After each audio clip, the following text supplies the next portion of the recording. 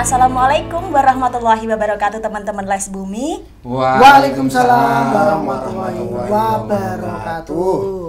Apa kabarnya? Alhamdulillah baik. Iya, terima kasih ya. Ini sudah mau hadir datang untuk ngobrol-ngobrol sama kami di Ngonsen Deka, ngobrol bareng sama Dinda Kirana. Dan tentunya kondisinya juga sudah sudah lega. Abis pentas ketoprak Les Bumi yang keren dan luar biasa. Wow. Alhamdulillah ini kayaknya sukses banget gitu ya. Dan di situ banyak sekali tokoh-tokoh, karakter-karakter yang dimainkan. Ada dagelan, ada juga tokoh jahat, tokoh baik dan lain sebagainya dengan bahasa-bahasa khas ketopraknya. Dan di situ juga kami menyaksikan bahwa benar-benar menjiwai gitu loh. Yang di sini itu benar-benar menjiwainya itu kita jadi pengen ngerti gitu loh. Latihannya itu berapa hari, terus kemudian naskah yang digarap itu kenapa kok tercetus ide seperti itu. Nah, di sini mungkin perlu dijelaskan secara gimana ya, penonton itu pengen ngerti gitu loh. Itu sebetulnya naskah itu tercetus ide naskah, garap naskah dari kisah-kisah zaman-zaman dahulu. Itu seperti apa sih? Mungkin banyak yang belum tahu dan penasaran pengen ngerti. Dan Hasan ini kan waktu itu sebagai apa? Saya Pimronya. Pimro ya. Ya. Mungkin bisa diperkenalkan dulu yang jenengan dulu mungkin sebagai apa, terus nanti dilanjutkan. Monggo. Iya, ini sih saya Den Hasan. Saya mewakili dari tim manajemen dari Pimpronya, dan sedikit nanti ini yang saya bawa ini aktor-aktornya. Wah. Kebetulan aktor jahat semua di sini. Dan pementasan ini sebetulnya berangkat dari kerjasama antara Les Bumi dengan Satuan DPRD Provinsi Jawa Tengah, yang kebetulan itu yang membawa ke sini aspirasinya dari Pak Andang. Wow, Pak Andang ya. Itu DPRD Jawa Tengah yang dari Kabupaten Jepara. Kemudian kami pikir kalau kita kasih ketoprak dengan nuansa kejeparaan ini sangat relate, dan ngomong soal ketokohan di Jepara itu kan sangat-sangat kuat gitu. Dan kita melihat kalau Les Bumi ya memang patronnya harus mengangkat santri kan gitu. Kebetulan yang kita angkat kemarin itu juga santri sekaligus juga kesatria gitu. Itu pandangan umumnya, nanti secara bendesannya nanti. Kira-kira mungkin secara detail gitu. Judulnya apa, mengangkat daerah mana, begitu bisa disampaikan dulu? Iya,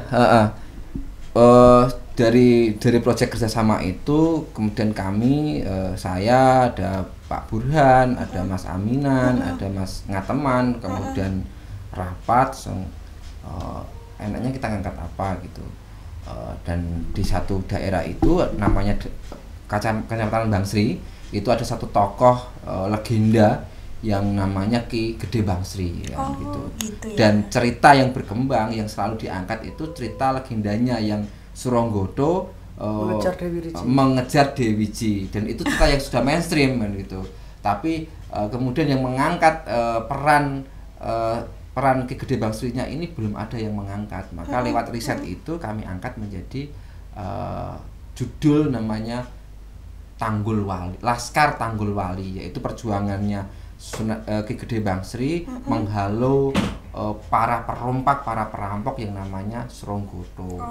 Yang pada akhir kisahnya itu Suronggoto diangkat murid oleh Sunan Muria. Oh, seperti itu. Judulnya jadi tentang apa tadi? Ya, ada sejarah yang ingin kita angkat, ada ketokohan yang ingin kita angkat, sehingga anak-anak muda merasa bangga terhadap apa yang ia miliki. Mungkin sudah sering kali nih lewat makamnya Ki Gede Bangsri, tapi ini perannya apa ya Ki Gede Bangsri ya kan gitu. Konon ceritanya kayak gimana ya? Ceritanya gitu, gimana?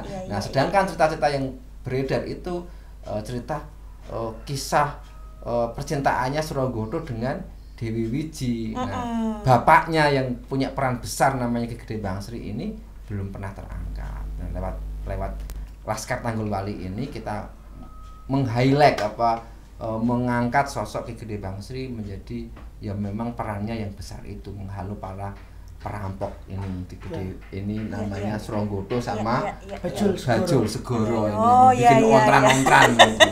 Laskar Tanggul Wali. Laskar itu sebenarnya diambil dari kata Laskar itu nama ini ya sebutan dari serapan dari pasukan ya artinya ya pasukan atau gerakan atau sekumpulan orang gitu atau sekumpulan gitu yang nah, kemudian Tanggul Wali itu tempat yang ada dua arti. Yang pertama tempat yang tinggi, ada yang menyebutnya menanggul menghadang. Gitu. Nah, gitu. Terus wali ya. Wali memang wali yang membuat ya. adalah wali karena pesanggrahan Ki Gede Bangsri itu bekas pesanggrahannya Sunan Kalijogo saat di daerah tersebut yang sekarang namanya Tengguli. Di situ ada masjid walinya. Berarti ini secara garis besar cerita ini real ya zaman real dan ada dan biar tidak dianggap mitos, biar tidak dianggap legenda maka kita hadirkan secara secara riset. Ini betul-betul karya yang by riset bukan ketoprak yang konon katanya. Enggak katanya ya, tapi ini real riset, dan secara garis besar ceritanya adalah seperti itu. Iya, betul. Baik, terima kasih Den Hasan. Saya mau ke Mas Amin Kuadrat. Yang satu Amin Sururi, yang satu Amin Tampan. Ya salah. Baik, mau ke Mas Amin Sururi terlebih dahulu. Mas Amin Sururi kayaknya tadi sepertinya pengen menyampaikan sesuatu ya. Mas Amin Sururi sebagai tokoh Suranggoto, benar? Jadi saya Bajul Segoro. Jadi penguasa Donorojo yang nanti ketemu sama Suranggoto. Oh gitu. Saya perampok. Saya rampoknya, tapi rampok saya kawasan Donorojo. Nanti satu lagi ada Kebo, itu kawasan Keling dan sekitarnya. Oh, Bajul Segoro. Bajul itu kan kalau bahasa kerennya kan pacul ya. Buaya. Buaya. Itu wajahnya kayak buaya. Oh, pantesan. Gini Mas Bajul, Mas Amin ya maksudnya ya. Gini Mas Amin. Waktu Mas Amin tampil ya sebagai sosok tokoh Bajul Segoro, itu kami melihat ya, bener-bener serem banget gitu. Tetapi kita juga ngelihat make up-nya juga mendukung sih ya. Make up-nya Mas Amin yang dipakai itu memang bener-bener serem. Tapi sebetulnya tanpa make up pun sudah serem gitu. Enggak juga ya. Sorry Mas Amin. Jangan terlalu jujur. Enggak, Mas Amin bercanda aja. Gini maksud kami, Mas Amin ketika menampilkan karakter seorang Bajul Segoro itu kan benar-benar menjiwai. Itu sebetulnya latihan berapa hari sih? Wah, latihannya banyak sih. Selain latihan kita juga riset, cari data. Bajul itu keaktorannya gimana? Itu kebalik dari keseharian kami para Bajul. Sebenarnya orangnya itu bukan serius, bukan galak, tapi lebih banyak keselengehannya ya Mas. Tapi harus dituntut menjadi aktor yang galak. Kenapa kok tiba-tiba muncul cerita untuk Ki Gede Bangsri? Nah, mungkin menurut Mas Amin Bajul gimana nih? Ya, sesuai yang saya dengar dari pas pertemuan itu koordinasi tentang ketoprak ini itu awalnya itu riset dari tim riset dan kajian dari Les Bumi yang diketuai yang dinakodai sama Mas Ali Burhan ya, dinasan ya. Nah itu gayung bersambut sama ada program dari Pak Andang itu ya. Nah itu saya ucapkan terima kasih. Nah itu kan mengangkat kembali Ki Gede Bangsri biar tidak jadi mitos gitu. Jadi sosok heroik Ki Gede Bangsri biar tidak jadi mitos itu. Nah itu muncul kita visualkan. Nah itu agar bagaimana tokoh Ki Gede Bangsri itu menghalau perampok. Gitu loh. Dulunya itu ini yang di-cast ini castingnya ini. Dulu ini Ki Gede Bangsri. Castingnya Ki Gede Bangsri ini. Terus turun lagi. Pertama kali yang menolak saya, terus terang saya nggak sepakat. Tapi saya juga menolak. Saya pengen jadi Suranggoto. Karena di cerita berikutnya Suranggoto kan ketemu sama Dewi Wiji gitu. Iya. Tapi akhirnya saya dapat peran itu Warok itu. Jadi itu ada castingnya juga. Iya, ada castingnya. Dan saya bisa ikut andil di Ketoprak ini suatu kebanggaan sekali Mbak Dinda, karena harus menokohkan walaupun jadi warok istilahnya, tapi ini cerita hasil riset yang memiliki apa ya, memberikan edukasi kepada masyarakat sehingga tokoh Ki Gede Bangsri patriot. Lah itu sih tak maksud, yang itu kepatriotismenya itu harus divisualkan, dimunculkan untuk menggahirkan milenial saat ini agar kita itu punya tokoh, bangga dengan punya tokoh Ki Gede Bangsri dan bisa meneladani kembali. Itu suatu kebanggaan gitu loh Mas. Iya. Boleh tepuk-tepuk. Saya mau ke Mas Amin Tamfan. Mas Amin Goto. Oh, Mas Amin Goto. Surogoto kan? Iya. Boleh. Bergabung di Go itu pergi itu sekarang. Udah kan? Mas Amin Goto. Ya, bergabung di pemain Ketoprak Les Bumi. Awalnya ceritanya, kisahnya kayak gimana tuh? Itu pertama itu saya diajak sama Mas Bolo Ngateman, karena basic saya itu dari kampung itu memang sudah biasalah garap ketoprak lokal gitu. Oh, sudah biasa main ketoprak. Ya, alhamdulillah kita sudah punya beberapa tanggapan yang sudah di cancel karena pandemik. Jadi ikut prihatin juga.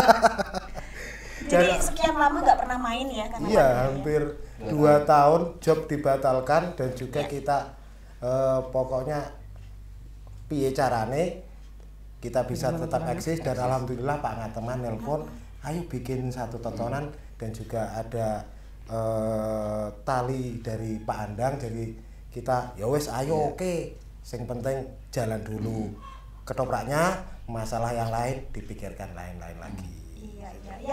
Yang kemarin menjadikan Mas Amin Goto ini sosok Suronggoto itu awalnya casting atau langsung dipilih atau gimana tuh ceritanya? Casting toh. Casting ya. Pertama itu castingnya itu sebagai Ki Banjar kan saya. Ya. Kalau nggak salah itu Ki Banjar. Kok tiba-tiba langsung ke Suronggoto gitu? Karena tidak ada wajah kebaikan di mukanya. Kok udah enak ya? Terus saya sebagai pimprong kan melihat nilai jual itu loh.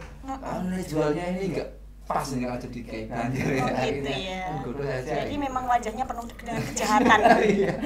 Tapi mestinya itu kan Suronggoto orangnya kan baik, Mbak. Dia seorang tokoh, dia sebenarnya itu enggak jahat-jahat banget. Tapi karena pengaruh lingkungan, pengaruh kehidupan Bajul dan Kebo Keling itu, dia berubah menjadi seorang tokoh yang memang karakternya jahat. Iya, yang ketawanya menggelegar kemarin siapa sih? Tokoh jahat? Coba dicas kamu. Aku guyune fales kok. Saya pitch controlnya paling bagus. Coba mungkin bisa dipraktekkan dialog gitu antara Goto sama Bajul gitu. Ada nggak dialog di situ? Coba. Ketika Bajul mencegat Suronggoto kali pertama dia datang ke Bumi Jepara. Oke, saya kasih ababa dulu ya. Rolling kamera, action. Sek, Madeko. Kaget lo. Ekspres. Ulang. Rolling kamera, action. Sek, Madeko, ojo kok bacot no lakumu. Sopo sliramu, teko ngendi paranmu. Ngerti yo yen aku iki sing arane Suronggoto. Saking Brang Wetan, saiki ape mlaku ana dusun Keling. Ape golek bondo donya sing berah. Ojo kok bacot no lakumu. Nek ancen kowe meksa mlaku, langkahi dulu mayatnya. Aduh.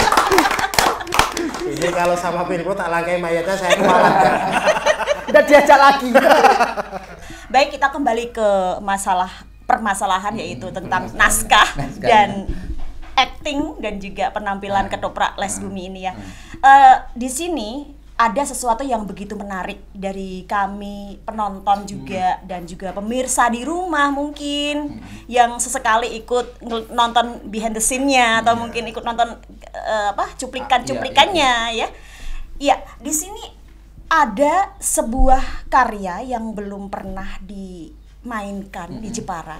Tiba-tiba muncul, tercetus gitu, menjadi sebuah karya cerita dalam ketoprak.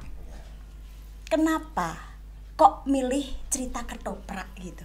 Kok enggak drama atau musikalisasi puisi yang biasa dimainkan oleh kita-kita gitu kan? Atau dalam bentuk film komedi, tayangan komedi, lawakan, atau kenapa kok milih ketoprak gitu? Jadi, Mas Hasan dulu. Gini. Iya, kenapa kok milih ketoprak gitu ya? Monggo Mas Hasan. Iya, karena tadi ya proyek kerjasama dan memang sudah disepakati mengangkat budaya, karena Pak Andang juga konsen di wilayah itu kan ya. Jadi beliau itu selain jadi DPRD juga beliau sebagai pembina pepadi di wilayah Wayang kan gitu. Tetapi kami tawarkan ada loh kesenian tradisi yang lainnya. Kalau dulu itu ketoprak juga menjadi sajian yang menarik di Jepara, tetapi kemudian mulai terdistorsi dengan pertunjukan yang lain. Berangkat dari situ kami tawarkan mengunggah kembali yang namanya pertunjukan ketoprak, dan ketoprak yang kita sajikan memiliki genre yang baru, yaitu ketoprak santri ya. Gitu ya di sini ya.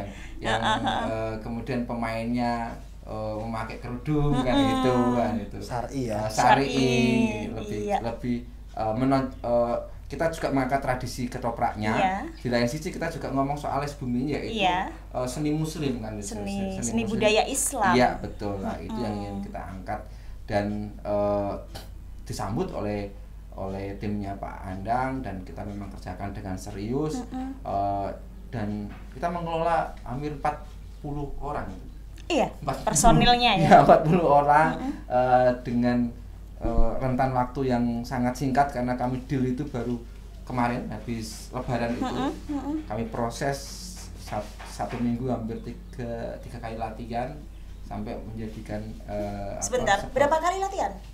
Kami latihan itu latihan resminya 6 kali ya, 6 kali latihan resmi itu. Jadi kita pecah antara pemain dengan musik, kita latihan sendiri-sendiri, kemudian kita padukan lagi, kurang menarik lagi, kita pecah lagi untuk aktor sendiri, musik sendiri. Setelah itu kita gabung lagi, akhirnya menjadi satu pertunjukan yang bagi kami itu menjadi sejarah ya, karena Res Bumi sendiri belum pernah menggarap garapan yang besar dan dipercaya oleh Pak Andang yang dulunya itu misal kalau kita pentas itu ya memang perutuan gitu, dan sekarang ada yang memfasilitasi, maka kami kerjakan ya dengan sepenuh hati, dengan maksimal, dan ya alhamdulillah ketika mendapatkan apresiasi dari warga Bangsi dan warga Jepara dan tokoh-tokoh NU juga mau hadir dan mau menyaksikan secara tuntas. Alhamdulillah sekali itu. Jangan lupa Pak Bupati juga. Nah, itu juga Pak Bupati yang masih grace itu juga datang. Ini juga sambutan bagi kami menjadi kebanggaan. Nek cara wong Jawa itu bombong atine gitu. Dan ini proses ini nggak bisa hanya sampai hari ini, tapi kita akan terus berkembang, akan terus menyuarakan bahwa ketoprak juga menjadi salah satu media pelestari tradisi, juga menjadi media apapun, bisa di situ media sosialisasi, media pendidikan dan sebagainya. Itu melalui seni budaya namanya ketoprak itu relevan dengan hari ini. Gitu. Gini Mas Hasan, tadi sempat disampaikan ada 40 personil atau anggota yang bergabung di situ, kisaran segitu ya, bahkan bisa lebih karena ada tambahan-tambahan secara tidak langsung atau mendadak gitu ya, tambahan-tambahan kru gitu ya. Dan pasti ini membutuhkan biaya yang nggak sedikit ya kalau kita lihat gitu ya, dengan mulai dari awal latihan juga pasti butuh konsumsi, butuh apalah gitulah. Terus kemudian ada properti yang mungkin sulit ya, sulit untuk dibuat, sulit untuk didapatkan, dan mendapatkannya pun dengan mahal mungkin ya. Sewa dengan mahal, gamelan yang mungkin meskipun punya 1-2 gamelan tapi tidak komplit, sehingga untuk mengumpliti itu semua harus sewa dan lain sebagainya. Karawitan juga pasti di situ ada, enggak hanya spontan kemudian kita berlatih karawitan sendiri kan nggak mungkin. Kita sewa dari kelompok mana sehingga itu bisa menjadi sesuatu pertunjukan yang indah dan menarik yang benar-benar ngena sebagai ketoprak gitu kan. Kemudian kalau ketoprak itu kan juga kita lihat sebagai layarnya, gebernya itu loh ya. Kalau misalnya di hutan harus pakai geber hutan, kalau misalnya di keraton gebernya diganti keraton. Nah kayak gitu kan juga nggak bisa spontan kita buatnya ya. Mungkin kita juga perlu sewa geber-geber yang tersedia yang sudah jadi gitu, dengan segala perlengkapan seperti itu pasti nggak sedikit ya. Kira-kira seperti apa sih dukungan dari Bapak Andang ini untuk biaya segala macam fasilitas yang sudah diberikan ini? Iya, memang luar biasa ya. Jadi memang ketoprak itu ya kolektif ya, memang kolektivitas itu sangat penting, dan propertinya juga nggak mudah dan nggak murah gitu. Maka dengan adanya dari pihak-pihak seperti Pak Andang dari DPRD dan mungkin dari pihak-pihak yang lain yang mau mensponsori juga itu sangat dibutuhkan gitu. Jadi tetapi kita tidak melihat banyak sedikitnya, tidak melihat banyak sedikitnya anggaran yang dikasihkan, tetapi bentuk apresiasinya itu yang kami lihat gitu, karena bagi kami ada yang memperhatikan pelaku kesenian, pelaku tradisi ini sudah sangat luar biasa, dan kami nggak melihat angka dan teman-teman ini dengan sengkuyung, dengan kebersamaannya bisa mencari hal-hal yang kelihatannya mahal, wes nilai baik. Kalau ini nggak bisa dibeli, kita buat bagaimana? Nah itu cari solusi sebenarnya dan teman-teman gitu sudah memahami itu. Intinya kalau sudah ada dukungan sedikit atau banyak, kita akan bekerja lebih dan tulus gitu. Kalau kita sebagai aktor juga lihatnya ada angka amplop. Iya. Jadi seniman jangan seperti itu. Nah, kalau kita main Mbak Dinda, itu kita seniman tidak pernah mikir bayar. Iya. Karena sudah dipikir panitia. Terus saya sebagai aktor terimanya tidak angka, tidak melihat angka. Sudah dimasukin amplop. Jadi kami memang yang pusing itu bagaimana membagi ini, tapi ini lagi-lagi tadi kita nggak saya sebagai Pimpro itu nggak melihat angka yang dikasihkan dikasihkan itu cukup banyak Mbak gitu. Kalau saya katakan angka di sini nanti saru. Iya benar. Di belakang saja gitu. Iya. Nanti dibisikin ya. Alhamdulillah cukup lah untuk memanajemen itu. Alhamdulillah cukup, nggak cukup ya memang harus dicukupkan gitu ya. Gitu. Jadi semua teman-teman juga terhargai, bisa eksistensinya muncul kembali, itu yang paling penting. Langsung kita juga meng-hire itu bahasa Jawanya apa ya? Mempekerjakan ya, mengajak seniman tua gitu. Misal kemarin yang masang geber itu betul-betul namanya Mbak Pinto ya, itu orang pemain ketoprak asli yang senior yang sudah vakum itu saya punya cerita lucu tentang Mbak Pinto saat main. Ya gimana? Engkau. Oh iya. Pokoknya itu genrenya gini Mbak Dinda. Iya. Seniman itu biar tekor asal masuk. Jadi intinya kita mengakomodir semua lah ya.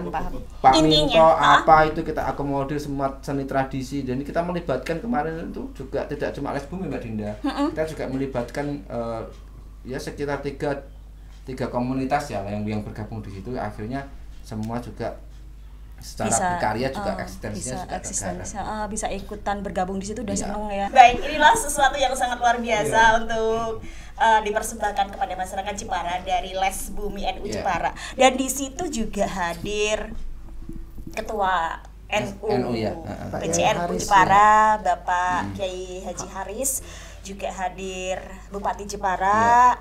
Kalau kita amati ya, ketika ada cuplikannya itu foto-fotonya juga gitu. Terus hadir pula Bapak Andang yang mandegani acara ini, yang nyengkuyung dan mendukung acara ini. kemudian ada juga Ada Gus Nun juga. Gus-gus yang lain ya. Saya melihat tokoh-tokoh Nahdlatul Ulama PCNU Jepara itu hadir semua di situ, tumplek-blek gitu ya, sampai banser-banser mungkin nih. Ikut mendukung semua ya. Ini luar biasa keren gitu. Dan kira-kira kalau melihat kayak gini, harapan ke depan mungkin dari Mas Hasan selaku koordinator Pimpro, selaku Pimpro untuk ke depan misalnya untuk Les Bumi ini, kira-kira kalau ada tawaran-tawaran yang sama gitu, sehingga kita diminta untuk terus melanjutkan ketoprak Les Bumi ini, seperti apa kira-kira? Ya tentu harapannya ya memang dengan kemunculan ketoprak Les Bumi ini akan menjadi warna baru kesenian di Jepara ya. Kalau biasanya ketoprak itu memang identik dengan pati, dengan lakon-lakon yang mungkin yang sudah ada, dan ketoprak Les Bumi menawarkan ada namanya ketoprak santri, dan kebetulan tadi dari berbagai kalangan hadir ya, ini bisa disambut dan kami siap untuk tampil lah. Dan Les Bumi juga kan punya agenda yang namanya Ahad Legen kan gitu, yang setiap 40 hari sekali selapanan itu kita tampil di MBC gitu kan. Itu juga akan memacu kita untuk terus berkembang gitu. Dan harapannya lagi ketika ada teman-teman atau siapapun yang nonton yang di sini kalau punya kegiatan, punya gawe, ayolah kita bisa sekarang promosi ya kan itu. Iya. Nggak mahal kok ya. Ya nggak mahal, yang penting cukup lah. Cukup gitu. Artinya benar. ini bukan persoalan berapanya, tapi persoalannya ayo kita sama-sama melestarikan kebudayaan yang kita punya kan gitu. Keren sekali ya. Selamat ya Den Hasan, selamat juga Mas Amin Bajul, Mas Amin Surogoto. Semoga kita semua bisa meneruskan perjuangan kita di Les Bumi, dan Les Bumi NU Jepara semakin luar biasa, semakin wow pokoknya ya. Terima kasih. Assalamualaikum warahmatullahi wabarakatuh. Waalaikumsalam warahmatullahi wabarakatuh.